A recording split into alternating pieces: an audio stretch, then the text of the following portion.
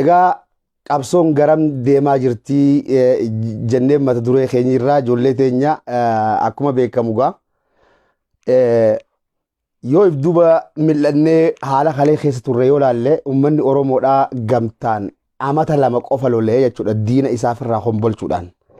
TPLF fi ama 27 bulchite ummanni Oromoodhaa ama 25 oppoodiyoodhaa wajjin hudha wal qabaa turan. Oppoodiyoon gartee rakkachuudhaan jechaadha hotte duudaan gaafasii rakkachuudhaan ummataa fi TPLF wali gadhiiftee ummanni Oromoodhaa amatuma lama lolee TPLF biyya isaanii galchee jechuudha kun ifa namuufu ifa ummanni Oromoodhaa wagguma lamatti TPLF hochiisee jechuudha. Egaa hochiisee maal barbaada hochiisee ummanni Oromoodhaa ifiin if bulchuu aadaan ifii kabajamtuu fi ummanni sabni bal'aan kun kabajaan isaan maltu godhamee fi ifiin if bulchuu sabaa sablammii haanii wajjin nagayaan buluu sabaa sablammii martinuu ummata Oromoodhaa kana guddina isaatiin kabajee bakka isaan maltu kaa'uudhaaf ummanni Oromoodhaa qabsaa'ee jechuudha kale. Egaa deemte dubbiin jechuudha. Bofa hudduu lixee taatee jechuudha yoo harkisan citu hayoo gadhiisan lixu taatee jechuudha. Akkasitti gabroonfataa haayyoodha. Dubbii tana gisee hunda irra deddeebi'eetiin ja'aatii namni gartee gurra qalbii qaa'u qabdan dhaggeeffadha. TPLF'n kaleessa hutte sun gabroonfataa yerooti. Akka huttu ni beeyti. Akka ummanni Oromoodhaa ishii huchiisu ni beeyti gabroonfataa yerooti jennaan jechuudha. Gabroonfataa haayyootii jira jechaadha. Haayyoo yeroon jedhu gabroonfataa tokko qabdi ummanni Oromoodhaa gabroonfataa halee Oromoo gabroomsuun mi'a akkam akka qabdu warra beekuutu jira. Inshaallah yoo gartee Waaqayyoon keenya jee gaaf tokko ummata Oromoodhaa kana if jalatti qabnee gaalla jennee yaamuudhaaf jiraannaa warra je'u san gabroonfataa haayyoo jennaan warra haayyoo qabu Oromoo gabroomsuudhaaf. Egaa gartee gabroonfataan yeroodhaa sun dhufee hote booda gabroonfataan haayyoodhaa sun ummata Oromoora dhufuun beekamaadha jechuudha gaamma. Warri gartee ammallee gartee lakkii Oromootu bulchaa jira jettan hotte duudaan dhiiga ilmaan keenyaa kana dhugaa ummanni Oromoodhaa kan qabsooyne amantii fi gosaan addaan babaaftanii amma duran dubbadhee jira United Oromiyaa irratti ilaaluu dandeessan. Filima Itoophiyaa biyya Itoophiyaa jaansan keessatti deemaa jiru ilmaan Oromooti irratti. Obboleeyyan keenya Hashawaatiin gartee lafa teessan tana Amaaraa wajjin irra jiraachuu qabdan malee namni lafa teessan isinirraa fudhachuudhaa deemu. Oromoo Harargeetii fi Oromoo Arsiiti ja'anii eega lafa isinirraa fudhatan booda amantii teessan isinirraa jirjiiran jettee hotte duudaan obboleeyyan keenya Tuulamaatitti himanii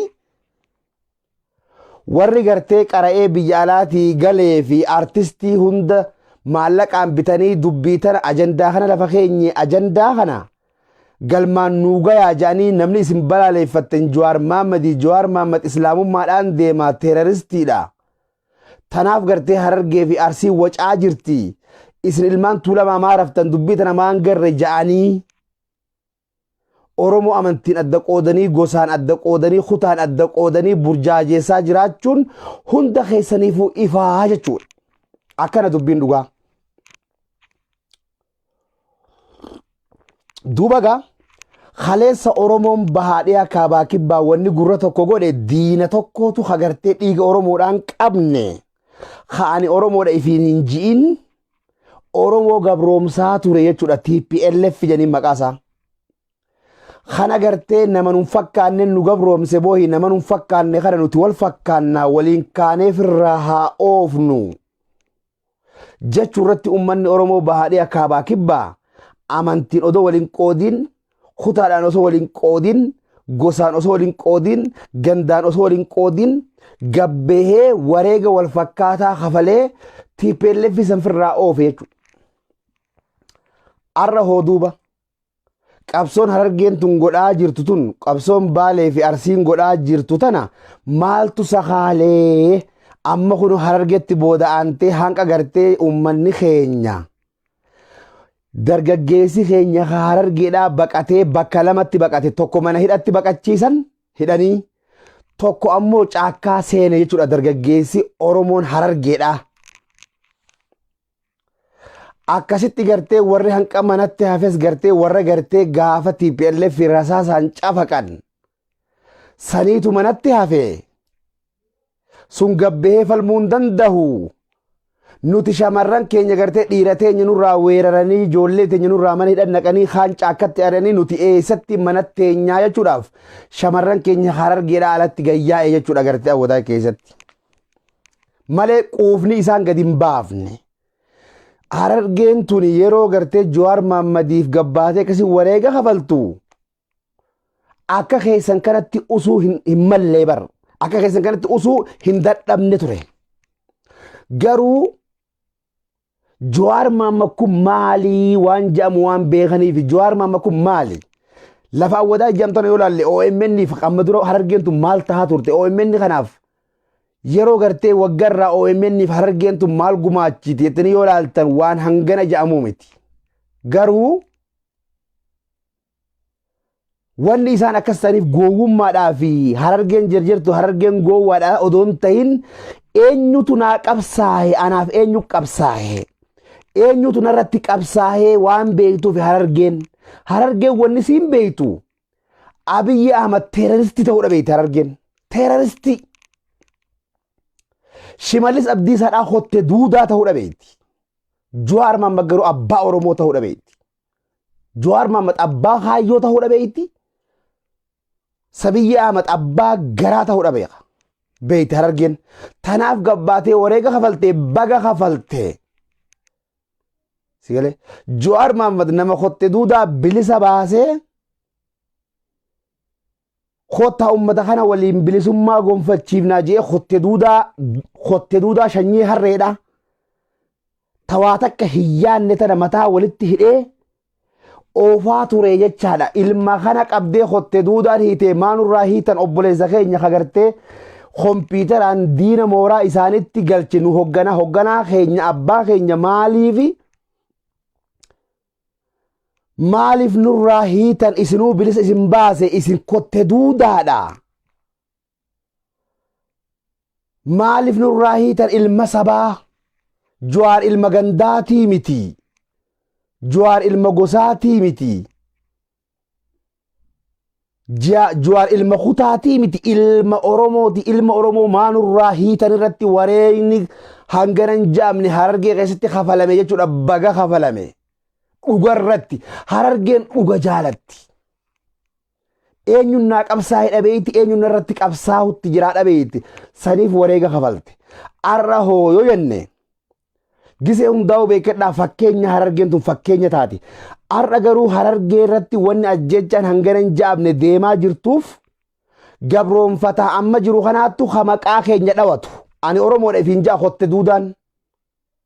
Ani hotte duudaan maqaa Oromoodhaatti ani Oromoodha jee akka gartee Shimallis ilkee 202 akka Taayyee Harraageessaa akka gartee Xiyyaa Goobanticha Amaarticha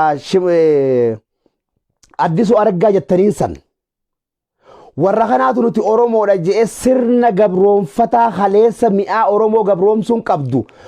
Oromoo gabroomsuun akkatti bareeddu osoo beeytanii gabbaatanii silaa gartee mana galtanii raftan jaanii abbootiin isaanii itti himanii sirna nafxanyaadha.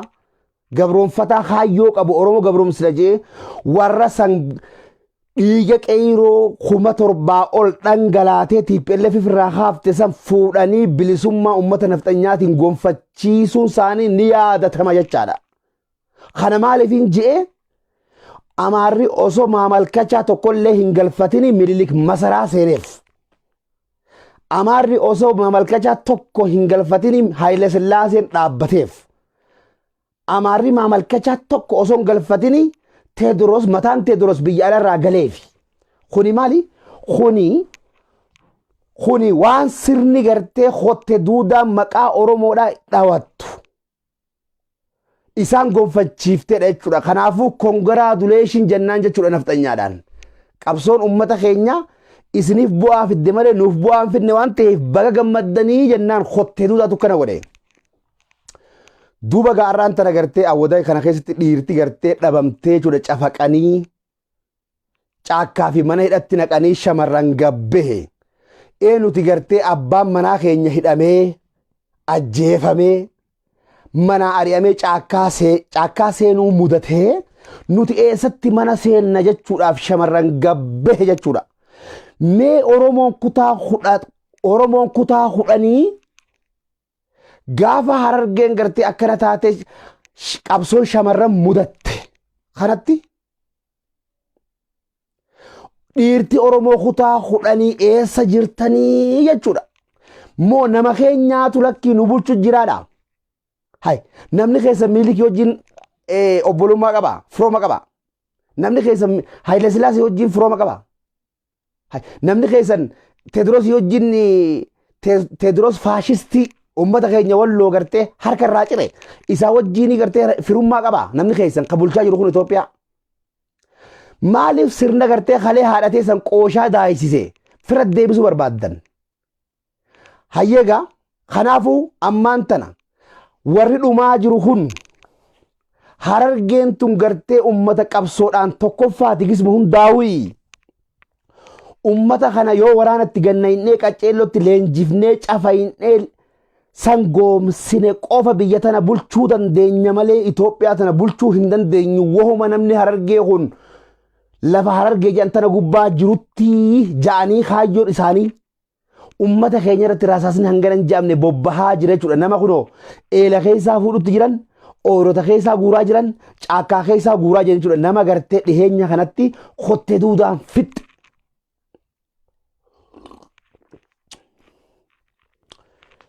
Kottee duudaan lafarraa fixxe jechuudha gartee nama keenya. Waa lamaaf nama keenya Harargeedhaaf fixaa jiran. Namni Harargee taatanii as keessa jirtanii na dhaggeeffattan hundi keessan qaccaloo qalbifadha. Namni Harargeedhaan wanni dhumuuf waa lamaafi. Tokkoffaa ummanni kun ummata qabsaawaadha, ummata shiran beeyne, ummata sirna isa nyaatu hunda qaceellotti beeku. Ummata kana yoo qaceelloo ofirraa cafayne malee biyya tana bulchuu hin dandeenyu taakka. Talamaaniiti Islaama. Islaama waan ta'an qofaaf dhumaa jiran waa lameen kanaaf dhumaa jiranii jechuudha Harargeen. Arraan tana shamarran keenya Hiriraa Awadaay keessatti behe. Taani dhagguuranii taan guutetaa jiranii taan caakkaa seente ka dhiiratti. Oromoon kutaa hudhanii garuu caalchattee tuma teesse jechuudha. Hanga gartee qabsoon Harargee keessatti gartee shamarran mudattu takkatti jechuudha. Kotte duudaa abbootii garadhaa ta naannoo biraa fidanii Harargee keessa gannaqanii ummata keenya ittiin cafaqaa jiran jechaadha. Kanaafuu qabsoon ummata Oromoodhaa bakki itti gufatte kalee nama nun fakkaanneetu nama isaan addaa gabroomse TPLF nun fakkaattu Oromoodha gabroomsitee Oromoon kutaa 11 kaatee wareega kafaltee irraa oofte. Har'a garuu wanni qabsoo Oromoodhaa dakakkuchiise nama maqaa keenya dhawatu kagartee gosaa fi sabni isaa kotte duudaa jedhamu. Santu nuti Oromoodha ifiin je'ee ummata keenya lafarraa duguugaa jira jechuudha. Tanaatu qabsoo ummata Oromoodhaa gufachiisee karatti hambisee jechuudha. Akkasi. Gara qabxiitti lammatatti hin dabra. Harargeen biyya keessaa fi alaa maal godhuu qabdii wanni hin jiru. Maaliif waan kana jee beektanii? Ummanni Harargeedhaa ka biyya Itoophiyaa keessa jirtan nama keessan ajjeesaa qawwee bitadhaa. Isin waa lamaaf dhumutti jirtan weennin jaan weenni shanyii qalameetii fi shanyii jaldeessaati. Dhageeffadhaa qayyalooti. Weennin shanyii qalameetii fi shanyii jaldeessaati. Jaldeessaa fi qalameen midhaan namaa nyaatan. Jaldeessaa fi qalameen narratti bilbilina nagaa pilis. Bilooki irraan isin dhaaba. Qalamee fi jaldeessi midhaan namaa nyaatan. Kuduraa fi muduraa namaa nyaatan. Saniif reebaman. Weennin garuu wanni ishiin reebamtuuf bareedina halloo isiitii jedhan. Harargeen wanni dhumaa jirtuufis akkasi. Shiran beeytu akkuma maammaxamiin gartee caaltuun isaaniitii fi gartee farii aliyyeefaan jaafar aliifaan waraabessa nyaachisan sani maal ji'ee waraabessi nyaate gurbaan san ummata keenya kana roorrisu jirtanii ittiin roorrisinaa shiraat deemu jira shira kana dhiisaa hanganuma jee Maammat Amin hanganuma jeeti farii aliyyeefaadhaan nyaadhame waraabessaan warra karaa kana gabbaatanii nama keeysan sahaale nama keeysan ajjeesuu dandahuudha qabdan mana isaa gubuu qabdan maatii isatti roorrisuu dandahuudha qabdan yoo akkasin tahin qabsoon teenya ni gufattii jechuudha nuti gartee akka Harargeetti if keeysaan sirna nama nyaataa nu if keeysaa qulqulleessine liqoon bar tokko yoo gaffidan yoo kanni isin miidhuu taate yoo jeeftan khabiraa gaffida yoo jeeftan ganaan dhufuu bar ka isinii taheetutu isin bulcha malee kana qaceellotti beekuu dandahuudha qabdan yoo kanan beekin bilaashuma du'a lakkaawaa yaanaa jechuudha kanaafuu ummanni Harargeedhaa kan biyya ambaa keessa jirtan wal jaaraa Oromoon martinuu jaaromsa cimaa tokko kanam tokkolleen itti gufatee cabsuu hin dandeenye qabdi Oromoon hundinuu Harargee malee yoommoo Harargeen ajaa'iba bara wanta kennan ajaa'ibani yoo Harargeen tun if jaarra jetteetuma walgahii takka godhatte qaata gufuu itti taateetuma Oromumti biraa gufuu itti taatee sakaaltee akkasiin hin jaaramne gootii bara Harargeen tun jaaramuu namni fedhu hin jiru duuba ajaa'iba tokkoon namaa kasi fedhu hin jiru ka Harargeen tun jaaramtu garuu dirqiidhaan gartee wal jaarree wal jala yaanee wal dhagahuudha qabna nama keenya har'aan tana waan awwadaayitti ta'e kana shamarran keenya hedduutu miidhamee mana ciciisaa jira kana gartee namni isinii wal'aanu hin jiru yoo ifii wal'aannattan malee yoo ifiif wal'aantan qofa ummanni sun bayyanachuu danda'a malee nam tokko ka isiniif wal'aanuu danda'u hin jiru ummata Harargeedha biyya jirtan keessatti wal jaara yeroo wal jaartan tana goobanaa ifirraa eegaa goobanaan gartee ammaan tana phiphilaa jaamu dhufee jira goobanaan Harargeedhaa phiphilaa jaama dhufee jira waan ta'eef firraa eegaa nama tokko jabaa hagartee Oromoo taanii wajjii walitti isin hin buufne gandummaa oofee hagartee Harargee walitti nayne gandummaa oofee gosummaa oofee nama kana if dura kaayaati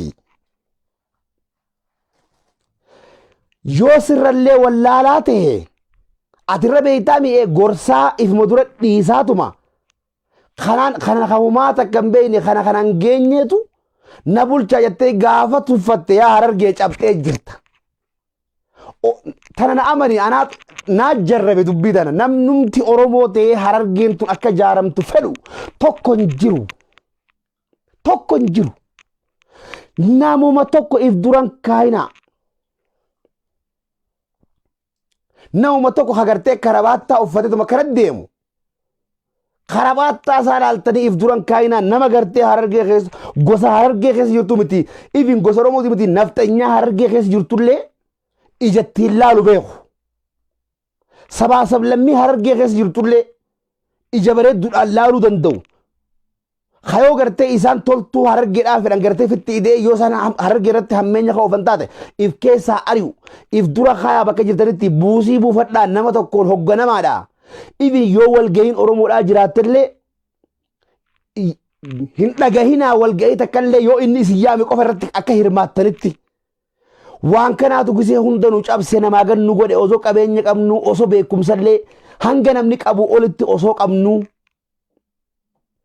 garuu namni numa dura taa'eetuma kana teebila gubbaa taa'eetuma achuma gannutti haaseetuma harka dhooynee fi sigaleen baate ifimaaf wal filanii nama keenya kana gartee gisuma gargaarsaa qofa yaamanii ilmaan elemoo qilxuu ilmaan jaarraa abbaa gadaa ilmaan amattaqii hundeenuu hin ja'anii khiisha nu seenanii nu saamanii hoggu roorroon akkanaatuun dhufte immoo roorroon akkanaatuun gisa dhufte namni si quba qabu hin jiru jechuudha ammaan tana mee haa gargaaranii Awadaay imma kanatti shamarroonni bee gartee akka malee godhaa jiran kana mee Oromoon gabbaatee gargaartu mee takka haa jiraattu duudda duniyaa tana gubbaa kijibaa na baasa. Qabadhaa yaamisa Oromootii jiraa'ee hayyuu keessan dhaggeeffadhaa inni nu yaamee dhaqaa nuun jeenni yoonni eeyyee haa dirmadhaa dhaqa hin dhaqinaa yoonni jee raafa akkasii bar nama hamtuu isinirraa eegu nama toltuu teessan barbaadu if dura haayaatii deemaa jira keenya yoo akkasin ta'in Harargeen tun akkanumatti duutetuma arraa Awadaay miti boru Haramaa akka iftaan machaara akka namu akkanumatti teenyeetuma eeyinee gafarsa taaneetuma gafarsa gartee gafarsa yoo heddomminaa miliyeena ga'u haa adda takka irraa dheedu yoo lagan cee gama baajee naachi laga kanatti eeggateetuma nyaatu haa gaafa qabu walirraan ittiifne haa qeerrensi isuma nyaatu yoommoo gaafaan akkatti iyyee beekadhu haa jeesu caljeetuma walitti eegu haa leencinuma nyaatu haa waraabessi nyaatu haa yayyii nyaatu akkas ta'uu hin qabnu walii gowwoomaadha gosaa waliin finalaa jira keenya gosummaan ta Somaalee amata meeqa huunoo mootummaa dhoowwite waliin filinaa walii gowwoomaa odoo isa namticha na hogganaa jiru kana anaatu irra beekaadhaa osoo beeytuu beekumsa kan keessaniin isa gargaaraa utubaa taa'aafi goobanaa keessan ka isin keessa taa'ee isin nyaatu balaareeffachaa ifirraa oofaa yoo akkasin ta'in yaa uummata Harargeedhaa ibin Oromoo keessaa Oromoon ammaan tana diyaaspooraa jirtu keessaa Oromoon fakkeenya hin qabne Oromoo Minisootaati. Garuu amma shamaran Harargeedhaa yommuu walitti qabamanii wayii goona jedhan qaata gufuun keessa dhufte. Eessaan beektaa Oromoo naannoo biraatiin. Yoomma akkuma Harargeetti ijaaramnaa jedhanii yoonti godhan qaata abbaa kanaatu dhufee adda diigaa qaata addaan ficaasan. Bar waan kana irra geenye.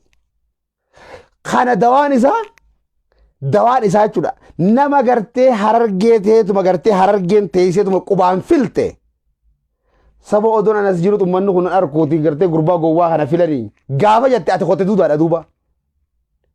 Irra waa beektaa mi'ee utubaa ta'ii fi gargaarii bira dhaabbadhu aboo ani beekumsa kanaatiif kanaatiin qaba. Ati hogganaa kiyyaa siin gorsaa advaayisara na goradhu. Naan mari'adhu ummata kana waliin gartee bal'ootti cicceesifna jattee yoo yaanne ati qote duudaadha duuba ati nama beekumsi isaa matatti otoo hin ta'in gara mar'i maanii gaggaragale. Haala kanaan gartee ummanni Harargeedhaa keessaa fi alaan hidhata qabaatee rakkoon ummata Harargeetti dhufuudhaa jiraattu. Taammaatuun nagaya ta dhuftuut irra guddoodha.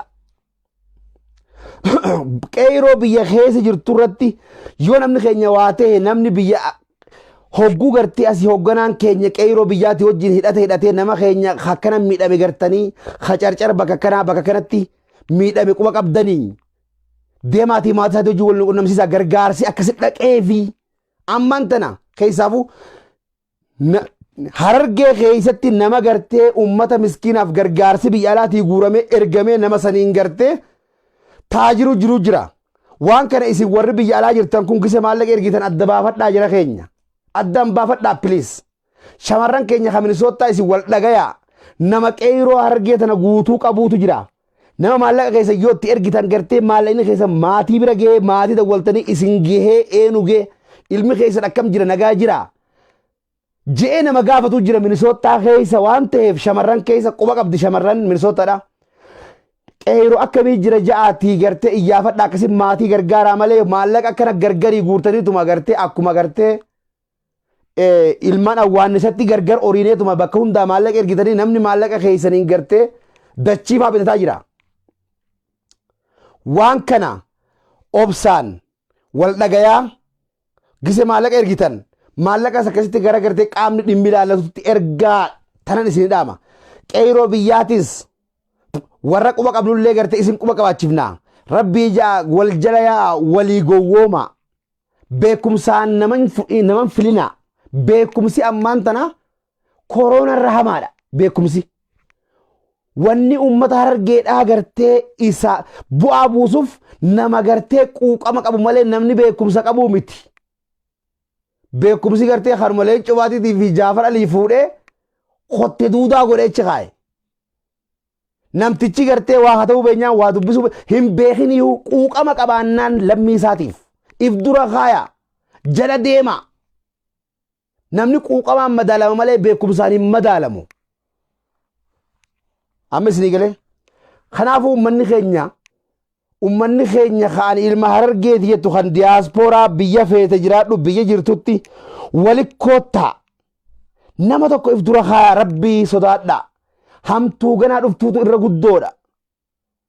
Duuti mana ganaa seentee namuu boo'uudhaa jiraattanii waan san hunda hanqisuudhaaf yoo nuti diyaaspooraa keessa jaaramnee jaarmaa keenya cimsannee Awadaayitti eenyu ijoollee teenya ficcisiisaa jira eenyu inni maaltu duuba isaa jira jannee achi gartee namni nama ajjeesu Itoophiyaa san keessa akka biyya jira. Warri aaxaftooxafiin hangana hin ja'amtu hedduutu jira. Isa keessaa isa balleessuun lubbuu kumaatamaan gartee isa duuba jirtu baraaruudhaa bar. Goobanaa tokko ajjeesuun lubbuu bilisaa baraaruudha waan ta'eef ajjeechaa isaan ilaalina. Inni du'uun lubbuu miskiina meeqaa gargaarti. Lubbuu gartee gootawwan meeqaa baraarti jechuudha. Tana quba qabaadha akkasitti. Duuba eenyutu isin miidhu jira jennee Awadaay keessaa eenyutu goobanaadha. Haramaa keessaa eenyu nama fixu jira. Diradawaa keessaa eenyu nama fixu jira. Galamsoo eenyu nama fixu jira. Baddeessarraa eenyu nama fixu jira. Machaaraa keessaa eenyu goobanaa ta'ee nama keenya fixaa jira. Jannee gartee adda baafannee uummata keenya ajjechaarraa gartee dhaabuu kan dandeenyu yoo bakka jirrutti diyaaspooraa kana keessatti tokko taanee walii hogganamnee sigaleeman walii hogganamnee tokkummaadhaan cimsannee yoo Oromoon teenya takutaa biraa rakkoo qabaattellee akka gamtatti dura ta'an keenya dhaqee rakkoo isaanii furuu fi akka danda'utti yoo gartee namni keenya huno wallotti yeroo irra geesses egaa hundi keenya obboleeyyan miree Oromoodha hundi tokko bar yoo wallotti rakkoon irra geesse dura ta'an keenya dhaqee obboleeyyan keenya haa wallotti rakkoon akkanaa seente akka Harargee bira dhaabbachuu qabna jedhee gargaarsa gartee Harargee fakkaatu hannuu danda'uudha qaba. Yoo obboleeyyan keenya gartee kasikkoo mandoo rakkoon takka irra geesse obboleeyyan keenya kasikkoo mandoo rakkoon irra geesse akka Harargeetti gartee gargaarsa maal fakkaatu gargaaruu qabna jedhee dura ta'an keenya akkasitti gartee gargaarsa hannuu danda'uudha qaba. Harargeen mataa walitti qabachuun Oromoo kutaa 10 dawaa qabdi. Dawaadha qabdiif malee hammeenya hin qabduuf. Kanaafuu obboleeyyan keenya ilmaan Harargeedhaa kan baha kan dhiha jirtan diyaaspooraa keessa maaliif nama shan hin taane mataa walitti hidhadhaadha. Hoggu mataa walitti hidhattan Harargeen gartee Minisootaa jirtu Harargee Saawus Afrikaa jirtu tana quba qabaattee liidaan asiitiif liidaan achi wal quba qabaatee bar karaa gabaabaadhaan bar nama kana mataa walitti hidhuu danda'uudha qabda. Karaa gabaabaatu jira. Sigileeti namu bakka jirtanii filattanii nama keessan namticha if dura keessan kana dura taa'aadha jettaniituma eeguu osoo hin taane maaliin si bira dhaabbanna waan inni barbaadeen bira dhaabbachaa hogganaan Saawus Afrikaadhaa Harargeedhaa hogganaa Minisootaadhaa qunnamee ka Minisootaadhaa ka Jarman qunnamee ka Faransi qunnamee ka Astiraaliyaadhaa qunnamee even dura taa'aan gartee diyaaspooraa Harargeedhaa kun waliin wajjin bar walgahii taa'uudha danda'a bar. Amma isin galeessin akkasitti nama keenya harakkate hunda rakkoo baasuu danda'uudha qabnaa bar. Hai namni keenya barboo nuti bar ummata bar nama gadi ta'ee jiru barboo nuti namni keenya ka Somaaliyaa irraa buqqee bar. Kabar gargaarsi birriin biliyoonni meeqa guurameef bar odoo manni hin ijaaraminiif hottee duudhaan addaan hirattee uummanni keenya bar ammallee Finfinnee keessatti rakkoo hanqana hin jaamne irra gahaa jira bar. Dhugaa isinti maan. Namni keenya gartee huunoo iluu baaboor irraa deebi'e bar ararafamaa jira bar. Uummanni keenya mayyuu mulluqetti ammallee dararamaa jira bar. Bordoddetti bar aanaa gumbii jedhanii bar bordodde aanaa mi'eessoo jalaa baasanii dararamaa jira uummanni keenya ammallee. Dhugaa isinti jira keenya. Uummanni keenya mayyuu mulluqetti dararamaa jira bar. Nuti uummata gartee yoo wal jaaree wal qabate malee tarkaanfachuu hin dandeenyedha. Kanammoo hogga islaal wayri sinima hogguun anamma jecha kana dubbachuudhaaf ammaan tan an kana balaaleffatu as keessaa tokkoof lama miti.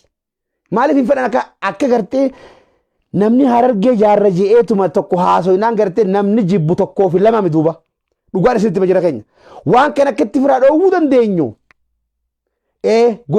gosaan deemaa tanaaf akkatti bara isin walitti mataa isin qabaa isiniin jetti Oromoon kutaa bira gosaan nu jaaru jira sirriidha jaan sirriidha haa nu jaaru waan sirriidatti nu jaaru jira jaar yoo akkas hin jenneen miila isin jalaa ciraniiti hogga gartee Harargeetti rakkoon galte yaa sikkoo mantu nu gargaari isin dhaaba qabdanii dhaaba cimaadha qabdanii nu gargaara yaa sikkoo mantu yaa mancaatuu lama nu gargaara kadhaa akka daatan akka mudattaniidhaafi garuu yoo wal jaarree tokkummaa teenya jabeeffannee goobanaa keenya nuti nama keenya gartee miidhaarra fide nutummaan gartee gorfannee qaceelfannee takka ammoo ibin ajjecha illee yoo taane nuti harka keeyyatti du'uu qaba harka keeyyatti yoo akkas goonee namni keenya gartee shawaa keessatti yoo miidhame namni shawaadha ilmi shawaa tokko yoo miidhame akka Harargeetti waan nu fakkaata yoo gargaarre tanaa ol ni jirti sabboonummaan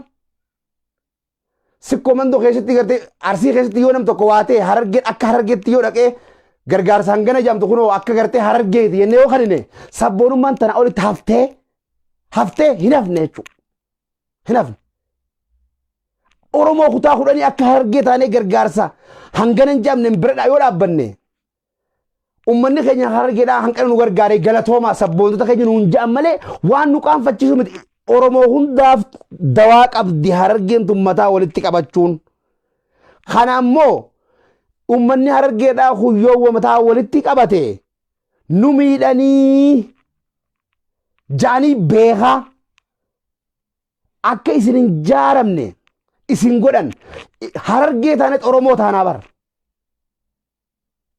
Harargee taanet nama keenya rakkate kana bar yoo nuti walitti hin jaaramne mee Oromummaa ayyaane wanne mee Oromummaa ayyaanayyee Harargummaa dhiifne akkasii bire nama keenya hagartee rasaasan duugaa jiran kana ammaan tana kotte duudaan fixaa jirtu kana mee Oromoo gabbaatee hanqana isin gargaarra jette nama tokko naa kanna kaapiris akka fakkeenyatti hello mee biyya jirtu keessaa naa kanna biyya jirtu keessaa mee ummata keenya kana isaan gargaarraa ji'ee Oromumti obboleessumti kan keessa Oromoodha kan dhufee siin mareete mee nama tokko naa hime jira hin jiru jechuudha laal Oromoo waan jette makmaakte sa'a alba'u abbaatu gara eegee aanaa hajaan sa'a gartee gara ayyaasu alba'u abbaatu gara eegee dhaana maaliif ni alba'amire narratti alba'in sir ati abbaadhaa sirratti haa alba'u dhaqa fira dhiixaati ati abbaadhaa ni dandeessa akkana kanaaf arraan tana kisira Oromoon dhufte hoggura akkoon dhufte Oromoon gartee gabbaatee mee ummata keenya Harargee kadhumu kana akkami bira dhaabbanna jettee namni shan ka walitti mataa qabatee wajjin haaseen jiru kun amma shamaran keenya Minisootatis gartee namni gabbee gartee nama Harargeedhaa hoottaa jedhetuma namni akkam taana dhiiroo aduun nu golgolooyte guyyaan nu dukkanaawe hotte duudaan nu fixxe jeeqa wal mereetaa jiru ummata Harargeeti karatti hirmaatee jira hin jiru jechuudha kanaafuu rabbii jaa siif dawaa qabdi biyya namaa keessatti hin tuffatamtu namaa gad hin taatu biyya namaa keessatti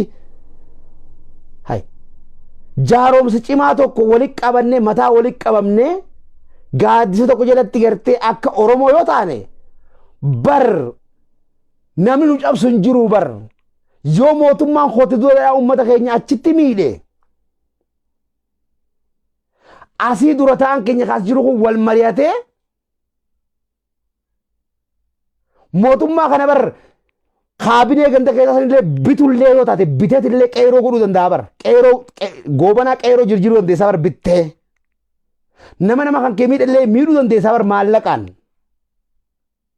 wani ani himaa jirtuun ani Oromoo irraa isin baasaan jiru kasi qubana qabaadhaa ani Oromoo keessatti isin cimsutti jira akka isin ilmaan Oromoo bira dhaabbattaniif hiriiran ba'u jiraa bara dhammallee akkuma gartee Awadaay Oromoo guutuudhaaf hiriira baatettiin anis hiriiran ba'u jiraa bara Oromoo guutuudhaaf Harargeeyyoo wal fakkaattee gartee gisi obboleessi isaanii tokko gartee huunoo ka gujii jiru gujitti gartee miidhame akka Harargee gisi bira dhaabbanne bara kun hiriira ba'uudhaa bara amma isin galeetu kanaafuu tokkummaa teessan cimsaa bakka jirtanitti walii gowwoomaa isinitti hun dhiisanii garuu jabaadhaatuma if jaaraa bakka jirtanitti baatitti yeroo takka wal gaya takkaa guyyaa 15 wal gaya sigaleen dura ta'an keessan ka isin to'atu haa ta'u waan dalaydan hunda laayisensa mootummaa irraa itti baafachaatuma deema. Akkasitti uummanni keenya horiin keenya kun eessa bahe ilaal hawaasa keenya isinilleen isin warri ijaaramu yaatan kun hoggoo horii kannattanillee ammaan tana amma yeroo amma jiru tana gisee harargee gargaartan tana isin shamarran keenyaa fi dargaggeessa keenya kabiyya namaa keessa jirtan gisee uummata keenya gargaartan shakkii seenaa jirtan. Sadhiiroo horiin kun ni nyaadhamamoo horiin kun eessa seenaa shakkiin isin guuttee jirti. Garuu haalan ammaan himuu kanaa yoo ijaaramtanii gargaarsa abaluutiif horii fidaa hoggo isin jedhanii achi keessan dura taa'aan keessan kun eenyutti horiin kun ergama maatii gahee jira. Ilmoon maatii sanii akkam jirti? Wal'aan sargataa jirti. Fayyee jira. Dhufee dhumma isiniif informi godhee jechuudha. Horiin keessan gahee jira. Qaama barbaadu san. Isiniif gahee jira. Gammada. Mucaan isin gargaartanillee fayyee jira. Maatilleen du'aa isinii goote du'aa itanirraa qeebaladha. Kan isiniin jiru ta'uudha qaba. Kanammoo beekumsa eegina eenyu sabo eenyu nu keessaa barate. Emi eenyuuf dura keenya. Jettaniin eegina. No. Dubbiin beekumsa bira jirti. Dubbiin hadooddii bira jirti. Foonummaa bira jirti. Foonummaa bira. Kotte duudaan gartee akkatti harargee tana fixaa jirtu martinuu warra baranne isaan ifiin jiru bar. Garuu warra barnoonni mar'imaanii gaggara galee gartee. Pippilaa janiin. Warra kanaatu gartee akka malatti gartee nama keenya miidhaa jira waan ta'eef waan kana hundi ofirraa qolachuudhaaf haalamma istiraateejii tolfannee hoggaa isin yaaman koottaa harargee mataa walitti qabanneet akka Oromoodhaa tahutti akka nuufis tahutti gaaddisa tokko jalatti wal dhageenya akka biyya tana keessatti illee rooroon nurran geenyetti mataa walitti qabanna hogga isinin jedhiin labsii isinii godhan rabbii ja'aatii walitti kootta yookaan immoo jiruun teenya jiruu gafarsaa taati gafarsa gaafa qabu gartee gaafa qaba gafarsi dhageessitti ni maati afaan ati beeytuun gafarsi gaafa qaba leenci gaafa qabu. Qeerransi gaafa qabu, waraabessi gaafa qabu, naachi gaafa qabu, yayyin gaafa qabdu. Garuu immoo yoo heddummeetii gafarsa kanaa wajji'a. Ammoo qeerransa nyaata, leencaa nyaata, waraabessa nyaata, yayyin nyaata, naachaa nyaata. Akkasi. Yoo walitti hin hidhamne hariiroo takka Oromoon Minisootaa jirtu ilma Oromoodhaa Harargeedhaa kaasitti feetu hattu na ajjeeftu feedhu gartee abbaan fedhaa ajjeesu. Oromoon Harargeedhaa addunyaa kana gubbaa jirtu beekuu danda'uudha qabdi nama tokko kana nurraa du'ee hanqa akkasi beekan takkatti deemuu danda'uudha qabna. Kanaafuu kana dhaamsi kiyya gartee Harargee biyyaa fi ala jirtu jidduu irratti gartee tana tattee aantu immoo waan takka isin hima. Qeeroo takkaa jira qeeroo haaraa ifraa ta'uu qabdan. Qeeroon sun qeeroo gartee Jawaar Mohaammed faarfattu tagaruu Abiyyi Ahmed arrabsitu Taayee Dandaadhaa arrabsitu paablika irratti mootummaan qopheessee lafa kaa'ee jira. Yoo ilaalte Facebook isaa jira Abiyyi X irra kaa'ee ol darba Taayee X irra kaa'ee ol darba Jawaar profaayil irra qaba ammoo qeeroo dhaqabsiisaa jira. Warri akkanaa kun heddummaataa dhufaa jira waan ta'eef qeeroo teenya qeeroon biyyaa qoradhaa firraa eegaa nama akkasitti isin nama qabsiisaa deemuutu jira. Tuni dhaamsa kiyya jabaadha. Akkasii sun Harargee keessa hedduudha. Arsii Baalees Huno Gujis Wallos Booranas hunda keessa hedduutu jira. Istiraateejiin inni itti deemu immoo Facebook batti Taayee arrabsa. Abiyyi arrabsa. Nama hunda arrabsa. Jawaar faarfata immoo. Jawaar ni faarfata. Ammoo as deebi'eeti waan qeeroon itti oolte gabaasa qeeroo hiisisa. Qeeroo cafaysiisa. Maqaan isaan dhahamu. Kana gartee kotte duudaan lafa warra kanaa kana gartee jaartee jirti waan ta'eef. Ifirraa eegaa yeroo xiqqoo booda immoo arkuuf jirtaniin isiniin ja'a. Haga nagaa dubbii hangadhaatiin dubbachuudhaa dhufe hedduu galatooma ummata keenya Harargeedhaa hamileen isiniin cabin shamarran keenya yaa warra Minisootaa jirtan akkuma Oromoo walii galattu warri Minisootaadha. Dhugaan isiniin ja'a ani akkana je'ee isin ittiin galatoonfadhu hin beeku. Dhugumatti isin qeeroo biyyaatii wajjin 50-50 dha qabsoon isin oofaa jirtan. 50-50 horii baaftan keessa rabbi barakaa isin haa kaa'u. Humna teessan keessa illee rabbiin barakaa haa kaa'u. Ilmaan kee keessa illee rabbiin barakaa haa kaa'u. Umrii teessan rabbi isin haa dheeressu. Dhugumatti warri Awurooppaa jirtanilleen hundi keessa warri diyaaspooraa jirtan qabsoo isin godhaa jirtaniif rabbiin jazaa keessan bilisummaadhaan isin haa deebisu. Hottee duudhaa rabbiin lafarraa dhabamsiisee isin haa gammachiisu. Durataa hottee duudhaadhaa Abiyyi Ahmed kanas rabbi isa haa gombisu. Hedduu galatoomaan isiniin ja'a.